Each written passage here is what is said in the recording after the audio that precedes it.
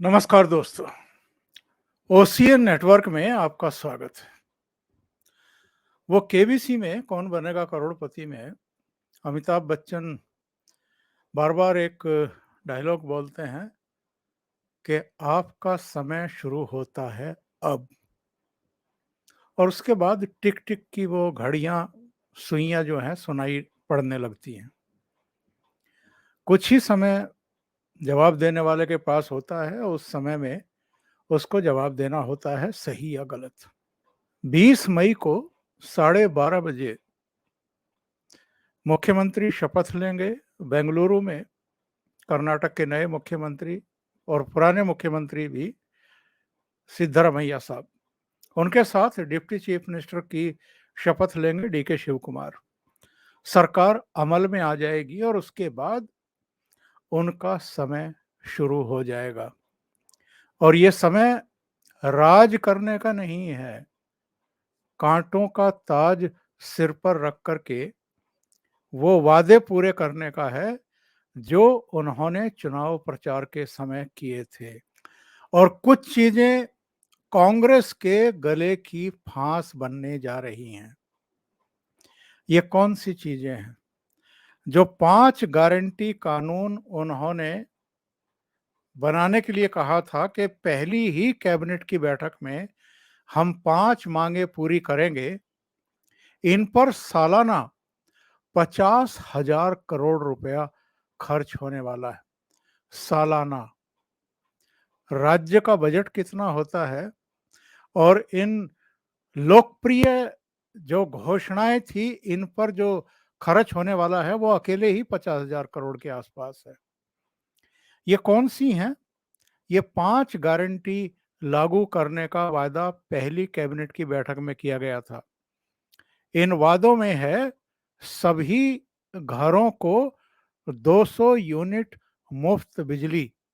सब घरों को, कोई छोटा बड़ा परिवार या कम कमाने वाला या ज्यादा कमाने वाला नहीं, सभी घरों को 200 यूनिट मुफ्त बिजली।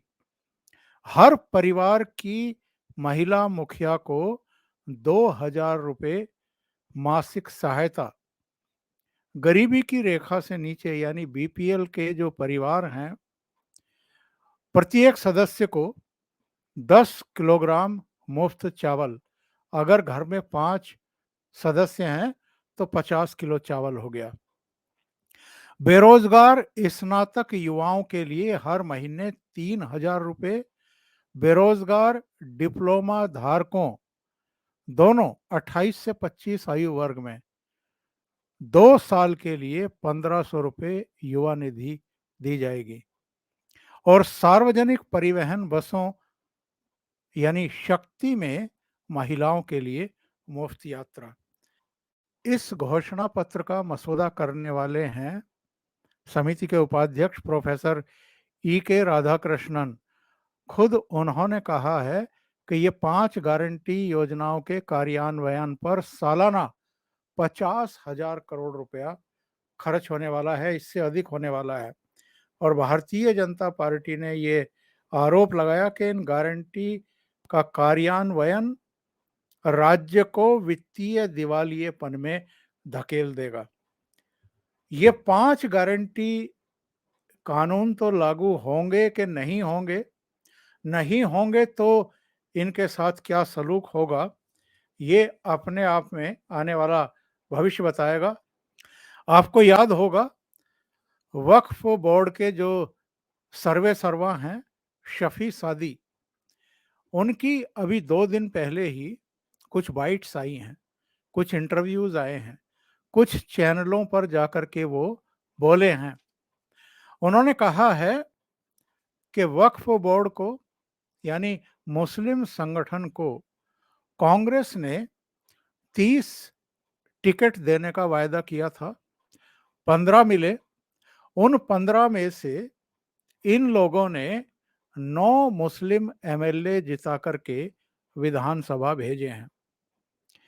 अब शफी सादी का कहना यह था कि जो आंकड़े आए हैं उसके हिसाब से करीब करीब 88% मुसलमानों ने एक तरफा कांग्रेस को वोट किया है।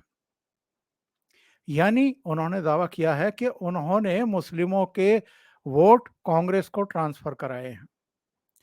भारतीय जनता पार्टी को तो 2% के आसपास वोट मिला होगा मुस्लिम का, और जो आपके जेडीएस है यानी एचडी कुमार स्वामी की पार्टी, एचडी देवगौड़ा की पार्टी, उसको केवल 10% मिला है।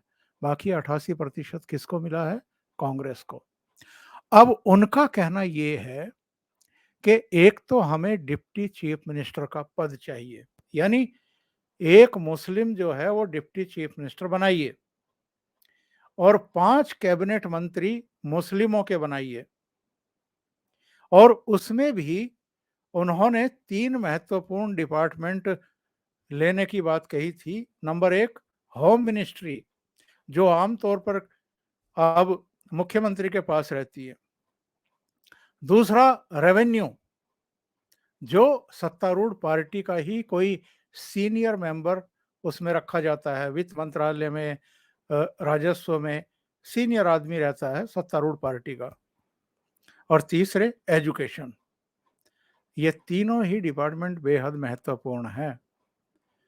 तो अब मुस्लिम जिन्होंने ये दावा किया है कि हमने 88% ने एकजुट होकर के कांग्रेस को वोट दिया है और सत्ता के दरवाजे तक पहुंचाने में मदद की है, उन्होंने ये भी कहा था कि 67 से 72 सीटें ऐसी हैं कर्नाटक में जहां मुस्लिम वोटर ही निर्णायक होते हैं। यानी वही इन 67 से 72 सीटों का मुस्तकबिल तय करते हैं, भविष्य तय करते हैं कि वो किसको जाए और किसको नहीं जाए। इसमें कितनी सच्चाई है कितनी नहीं है ये तो बाद की बात है, लेकिन ऐसा दावा शफी सादी ने किया। और इस समय जो स्थिति है, पहले तो मीडिया में भी ये बात आ रही थी कि 3 या 4 डिप्टी चीफ मिनिस्टर हो सकते हैं, सिद्धारमैया चीफ मिनिस्टर हो सकते हैं। और इनमें ये कहा गया था मीडिया में कि एक डिप्टी सीएम वोकालिगा से हो सकता है, एक लिंगायत से हो सकता है, एक जो है वो एससी एसटी से हो सकता है। 3 डिप्टी चीफ मिनिस्टर की बात थी और एक चीफ मिनिस्टर की बात थी। चौथा मुस्लिमों की तरफ से मांगा गया था कि मुसलमानों को भी एक डिप्टी चीफ मिनिस्टर का पद दिया जाए। अब स्थिति क्या है? कांग्रेस ने 4 दिन की माथापच्ची के बाद बड़ी मुश्किल से चीफ मिनिस्टर और डिप्टी चीफ मिनिस्टर तय किया है और ये ऐलान भी कर दिया है कि डिप्टी चीफ मिनिस्टर एक ही रहेगा, यानी डी के शिव कुमार ही रहेंगे। तो अब जो वक्फ बोर्ड के चीफ की तरफ से ये मांग की गई थी कि मुसलमानों को भी एक डिप्टी चीफ मिनिस्टर दिया जाए पद और 5 कैबिनेट मंत्री दिए जाएं जिनमें होम, एजुकेशन, रेवेन्यू हो, अब उसका क्या होगा? मत भूलिए कि कर्नाटक में तो सरकार आ गई है कांग्रेस की, लेकिन अब 2024 की चुनौती उनके सामने है। अगर इन्होंने जो घोषणाएं की थी चुनाव के समय उनको पूरा किया, क्या घोषणा की थी? डी के शिव कुमार ने ही कहा था कि पूरे कर्नाटक में हम हनुमान मंदिर बनाएंगे और शायद उनकी संख्या हनुमान मंदिरों की 100 बताई थी उन्होंने। तो 100 हनुमान मंदिर अगर कांग्रेस बनाएगी, डी के शिव कुमार बनवाएंगे, तो आप अंदाजा लगाइए कि कर्नाटक में क्या होने वाला है। और अभी तो मुस्लिमों के एकजुट वोट की करने की वजह से कांग्रेस सत्ता में आ गई, लेकिन 2024 में जो होगा उसकी कल्पना शायद इन लोगों ने नहीं की है। तो अभी के लिए इतना ही। बहुत बहुत धन्यवाद। अगर आपको ये चैनल और इसके कंटेंट पसंद आ रहे हैं तो लाइक करें, कमेंट करें, वीडियो को शेयर भी करें। अभी तक अगर आपने ये चैनल सब्सक्राइब नहीं किया है तो सब्सक्राइब कर लें और साथ में लगे बेल आइकॉन को दबा दें ताकि आगे आने वाले वीडियो और उनके नोटिफिकेशन आप तक पहुंचते रहें। बहुत बहुत धन्यवाद। नमस्कार।